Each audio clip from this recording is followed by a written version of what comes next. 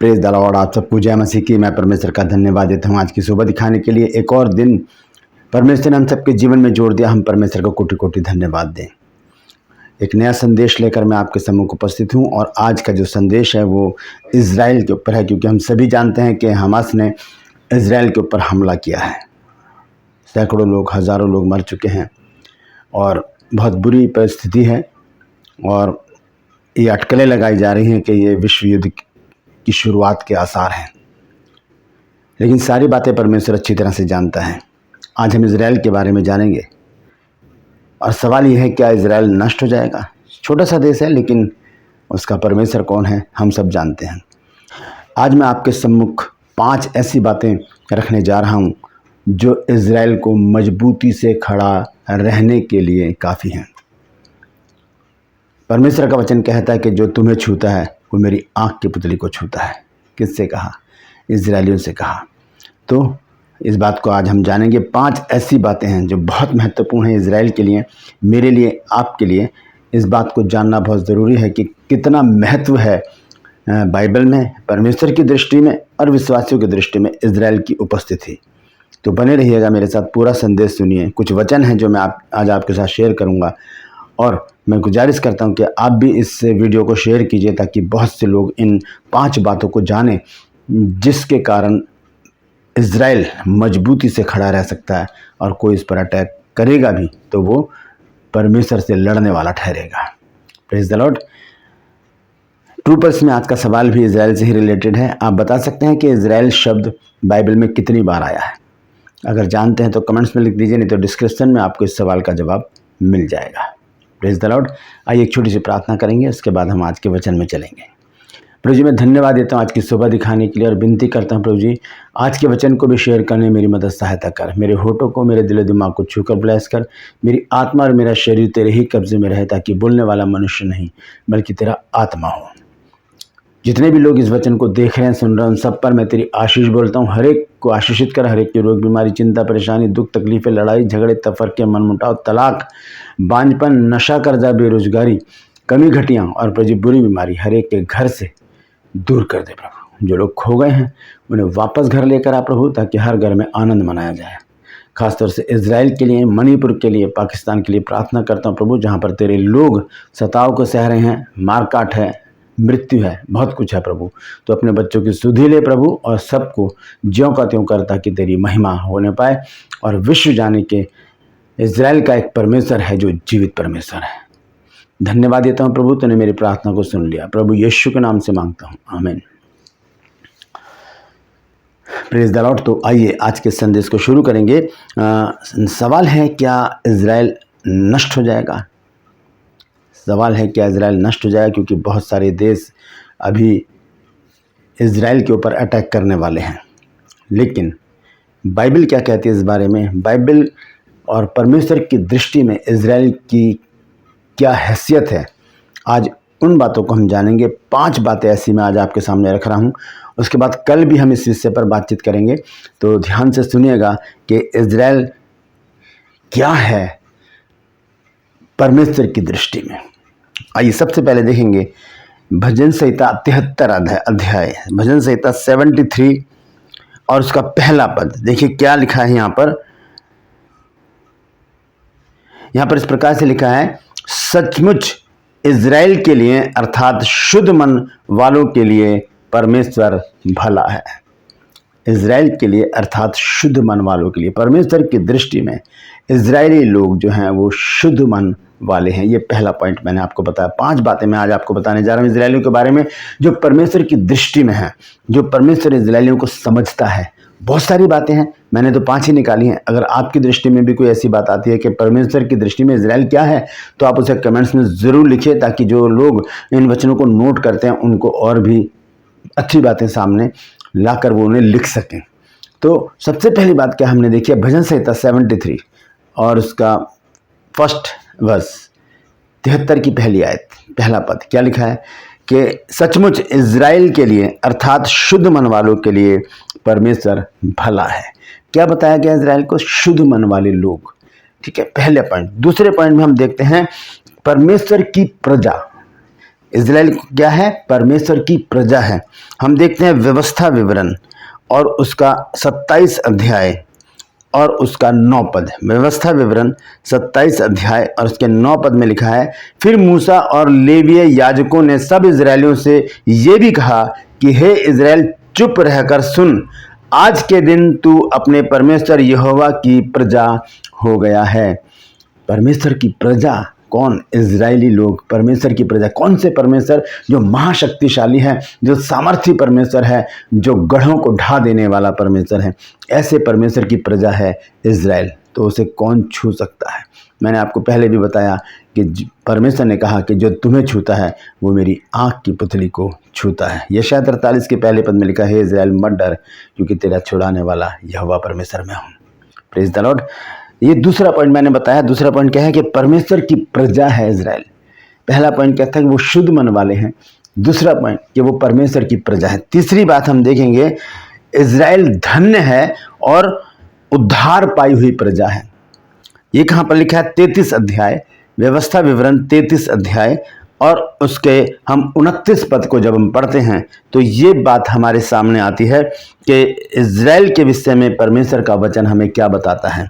आइए देखेंगे 33 अध्याय और उसका 29 पद व्यवस्था विवरण में। यहाँ पर इस प्रकार से लिखा है, हे इजराइल तू क्या ही धन्य है, हे इजराइल तू क्या ही धन्य है, हे यहोवा से उद्धार पाई हुई प्रजा, तेरे तुल्य कौन है? वह तो तेरी सहायता के लिए ढाल और तेरे प्रताप के लिए तलवार है। तेरे शत्रु तुझे सराहेंगे और तू उनके ऊंचे स्थानों को रौंदेगा।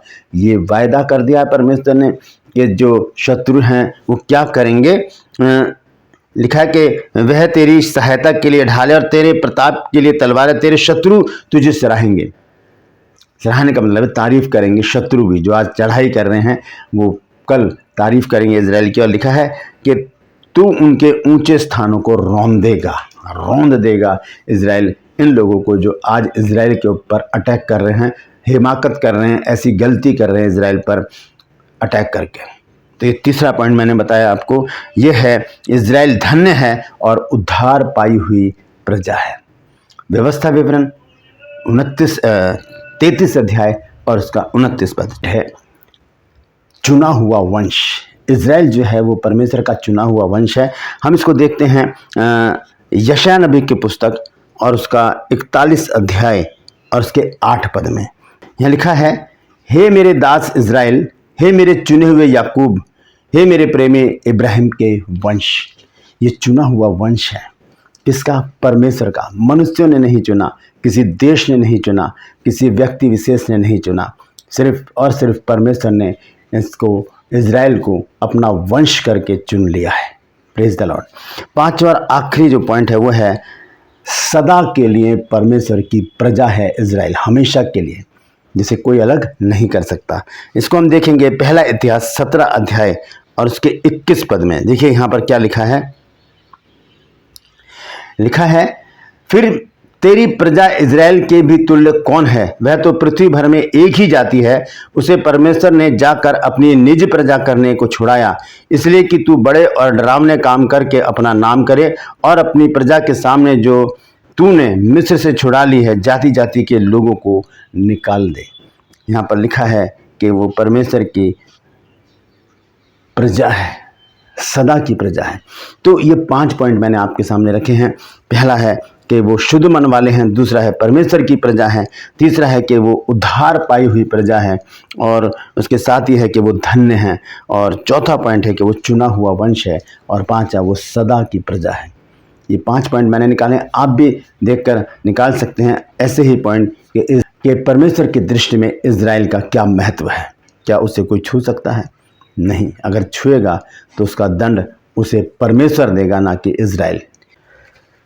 हम देखते हैं कि परमेश्वर की दृष्टि में इजराइल कितना महत्व रखता है। एक वचन मैं और आपके सामने रखना चाहता हूँ, भजन संहिता 115 अध्याय और उसका 9 पद। देखिए यहाँ पर क्या लिखा है कि परमेश्वर किस प्रकार से इजराइल के लिए खड़ा रहता है।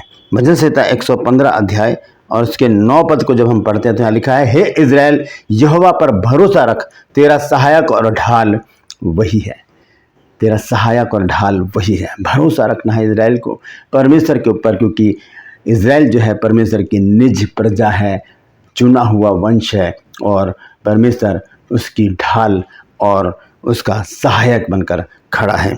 हम भी परमेश्वर से प्रार्थना करेंगे इज़राइल के लिए। आइए उस प्रार्थना को देखेंगे, भजन संहिता 25 अध्याय और उसके 22 पद को आइए देखें वहाँ पर क्या लिखा है। उसके बाद हम एक छोटी सी प्रार्थना करेंगे। यहाँ लिखा है, हे परमेश्वर इज़राइल को उसके सारे संकटों से छुड़ा ले। Praise the Lord. हे परमेश्वर इज़राइल को उसके सारे संकटों से छुड़ा ले। आइए छोटी सी प्रार्थना करेंगे। परमपिता परमेश्वर, हम तेरा धन्यवाद देते हैं आज के सुंदर वचन के लिए। हम जानते हैं प्रभु जी इज़राइल तेरी प्रजा है, तो प्रभु जी अपनी प्रजा के लिए प्रभु जी तू खड़ा हो और अपने बच्चों की सहायता मदद कर प्रभु जी, उन्हें सारे संकटों से छुड़ा ले मेरे परमेश्वर। और प्रभु जी जो लोग उसके दुश्मन हैं, शत्रु हैं प्रभु जी, वो प्रभु जी उसकी तारीफ करने पाएँ, उसे सराहने पाएँ और प्रभु जी वहाँ से खदेड़े जाए मेरे प्रभु।